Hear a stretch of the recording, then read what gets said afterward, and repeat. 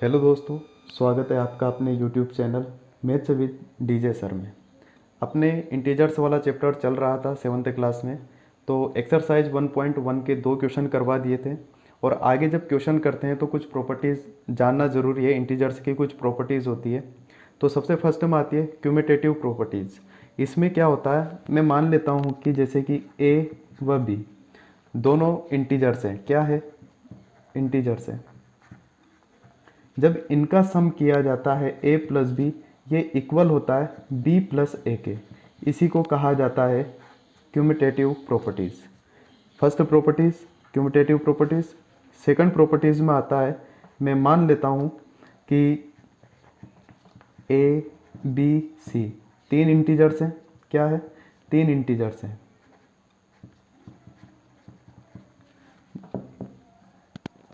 Associative properties में क्या होता है, इसमें दो दो का पेयर बनाया जाता है। जैसे कि ए को बाहर रखा, बी प्लस सी इन दोनों का सम किया इज इक्वल टू ये होता है ए प्लस बी।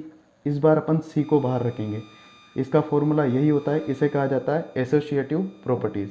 तीसरी होती है एडिटिव आइडेंटिटीज।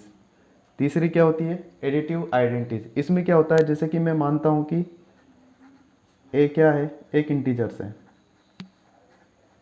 इस इंटीजर्स का सम जब जीरो के साथ किया जाता है, जीरो के साथ किया जाता है तो वही इंटीजर्स आपको वापस मिल जाता है। इसी को कहा जाता है एडिटिव इंटीजर्स, एडिटिव आइडेंटिटीज। तो अब अपन करते हैं क्वेश्चन नंबर थर्ड। इसमें पूछ रहा है इन ए क्विज, इसमें टीम ए और टीम बी दे रखी है और उनके स्कोर दे रखे हैं। इसमें 3 राउंड हुए। फर्स्ट टीम ए के जो राउंड हुए उसमें स्कोर हुआ 40, 10 और 0। टीम बी का स्कोर हुआ 10, 0, -40। क्वेश्चन आपसे बोल रहा है कि कौन सी टीम ने ज़्यादा स्कोर किया है। तो अपन इनका ऐड करते हैं, -40 + 0 + 10 + 0। यहाँ पर जब -40 + 10, यहाँ पर क्या होगा, ये माइनस प्लस कितना हो जाएगा, -30। ऐसे ही टीम बी का निकाल लेंगे। टीम बी का सम करेंगे 10 + 0 + -40। यहाँ पर ध्यान देना कि ये प्लस और माइनस मिलकर क्या बन जाएंगे, -40, 10। यहाँ पर भी क्या जाएगा, -30। देखो दोनों टीम का कितना आ रहा है, सेम स्कोर आ रहा है। उसके आगे क्या बोल रहा है, can we say that we can add integers in any order, कि आप इंटीजर्स को किसी भी ऑर्डर में, ऑर्डर का मतलब जैसे असेंडिंग ऑर्डर, डिसेंडिंग ऑर्डर, इनमें यदि इनका सम करते हो तो क्या यही आंसर आएगा, तो बिल्कुल सेम आएगा। देखिए जितने भी राउंड हुए हैं, यहाँ पर टीम ए का फर्स्ट राउंड हुआ, -40 आए, तो इनके टीम बी के थर्ड राउंड में आ चुके हैं। टीम ए के सेकंड राउंड में 10 आए हैं, तो टीम बी के फर्स्ट राउंड में आ चुके हैं। टीम ए के थर्ड राउंड में 0 आए तो टीम बी के सेकंड राउंड में आ चुके हैं। इसलिए जो भी आंसर आएगा वो -30 आएगा और दोनों का स्कोर क्या रहेगा, सेम रहेगा। अब आते हैं अपन क्वेश्चन नंबर 4 पर। यहाँ पर दे रखा है -5 + -8 इज इक्वल टू -8। जब इस क्वेश्चन को ध्यान से देखते हैं तो आपको एक प्रॉपर्टीज़ की याद आएगी कि यहाँ पर कौन सी प्रॉपर्टी, इंटीजर्स की कौन सी प्रॉपर्टीज़ काम में आ रही है।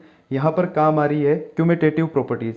जैसे मैं इसको ए मान लेता हूँ, इसको बी मान लेता हूँ, तो यहाँ पर बी और यहाँ पर ए, तो आपका आंसर आ जाएगा -5। लेकिन इसका एक अलग मेथड बताता हूँ मैं, देखना। एक समान कर भी कर सकते हैं अपन। यहाँ पर लिखा हुआ है -5 + -8 इज इक्वल टू -8। अब यहाँ पर जो आंसर लाना है मैं मान लेता हूँ उसे x। इनको सोल्व करते हैं, -5 -8 इज इक्वल टू -8 + x। -5 और -8 हो जाते हैं बेटा, ये -13 is equal to -8 + x। Number को एक तरफ लेके जाता हूँ, -13 + 8 इक्वल टू x। जब इनको सोल्व करते हैं तो आपका x इक्वल टू आ जाता है -5। ये सेकंड मेथड है बेटा। अगर जिसको डायरेक्ट याद रहे क्यूमुलेटिव प्रॉपर्टीज, अच्छी बात है, और जिसको याद नहीं रहे वो x मानकर भी आंसर ला सकता है। सेकंड क्वेश्चन आपको दे रखा है -15 प्लस ब्लैंक दे रखा है, -53 प्लस यहाँ पर ब्लैंक दे रखा है इज इक्वल टू -53। आपने एक प्रॉपर्टीज़ पढ़ी अभी इंटीजर्स की, जिसका तीसरी वाली प्रॉपर्टीज़ थी कौन सी, एडिटिव आइडेंटिटीज। इसमें क्या होता है, जब भी किसी इंटीजर से के साथ 0 का सम किया जाता है तो वही इंटीजर्स आपको मिल जाता है। एक तरीका तो ये। दूसरे मेथड में क्या होता है, -53 plus x is equal to -53। इस -53 को जब इधर लेके जाऊंगा मैं तो ये पॉजिटिव में चेंज हो जाएंगे एक्स इक्वल टू -53 प्लस 53। ये माइनस का 53 प्लस के 53 से कैंसिल हो गया, तो एक्स इक्वल टू आपका आंसर आ जाएगा 0। तो यहाँ पर 0 लिख सकते हैं। थर्ड क्वेश्चन दिया हुआ है 17 plus blank is equal to 0। अगर यहाँ पे 0 लेके आना है तो सेम नंबर के साथ सम करना पड़ेगा, लेकिन विपरीत चिन्ह के साथ, ऑपोजिट चिन्ह होना चाहिए। जो भी साइन लगे वो ऑपोजिट लगना चाहिए। जैसे कि 17 प्लस -17 इज इक्वल टू 0। जब इनको सोल्व करते हैं तो 17 - 17 इक्वल टू 0 आ जाएगा, यानी कि यहाँ पे अपना आंसर क्या जाएगा, -17। सेकंड मेथड है एक्स मान के करते हैं। 17 plus x is equal to 0। जब इस नंबर को इधर लेके जाऊंगा मैं, इक्वल के इधर लेके जाऊंगा तो क्या हो जाएगा, एक्स इक्वल टू -17। देखिए आंसर यही आ रहा है, -17। फोर्थ क्वेश्चन आता है 13 प्लस -12 प्लस ब्लैंक दिया हुआ है is equal to 13 plus -12 plus -7। अभी अपन ने इंटीजर्स की प्रॉपर्टीज़ पढ़ी थी, जिसमें एक प्रॉपर्टीज़ थी एसोसिएटिव प्रॉपर्टीज़। यदि मैं इसको ए मान लूँ, इसको बी मान लूँ, तो यहाँ पर सी आएगा। यहाँ पर ए बी प्लस सी दिया हुआ है, तो यहाँ पर कितना आ जाएगा, -7। अपन इसको एक्स करके, एक्स मान के करते हैं। 13 plus -12 plus x is equal to 13 plus -12 plus -7। जब इनको सोल्व करेंगे तो इनका 1 plus x equal to 13 plus, इन दोनों का सम होगा तो -19। 1 plus x is equal to 13 minus 19, क्योंकि यहाँ पे प्लस और माइनस मिलकर क्या हो गए, माइनस हो गए।